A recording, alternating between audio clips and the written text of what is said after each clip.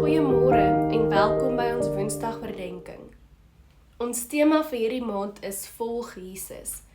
En dit het my laat dink aan 'n bumper sticker wat ek nou die dag gesien het. Die sticker vra, "Do you follow Jesus this closely?" Dalk het van julle dit al op die pad gesien. En dit is ook my vraag aan julle vanoggend. Hoe naby volg ons Jesus? Volg ons Jesus net wanneer dit vir ons gemaklik genoeg is, of volg ons Jesus heel hartig met alles tot ons beskikking? Dietrich Bonhoeffer het die boek The Cost of Discipleship geskryf in die tyd van Nazi-Duitsland. Hy het gesien hoe die Duitse kerk Jesus verruil vir gemak en nasionalisme. Baie Christene het gekies om eerder stil te bly en saam te gaan met die stroom, alhoewel dit teen Jesus se leerstellings gegaan het. En Bonhoeffer noem dit goedkoop genade. Dit is genade sonder gehoorsaamheid en geloof sonder disippelskap.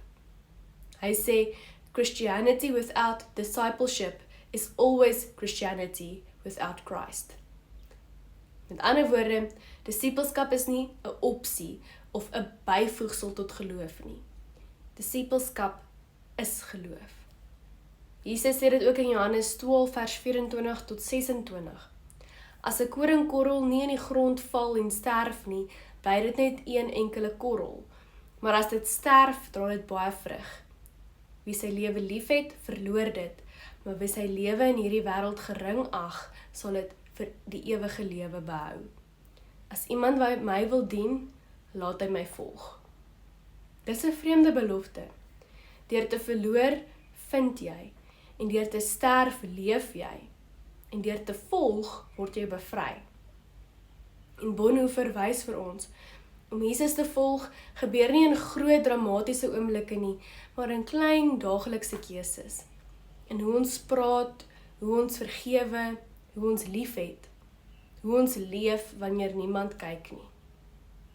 Eerskomende Sondag tydens die gesinsdiens gaan ons luister na Jesus se woorde in die bergrede, waar hy verduidelik hoe 'n disipel se lewe moet lyk.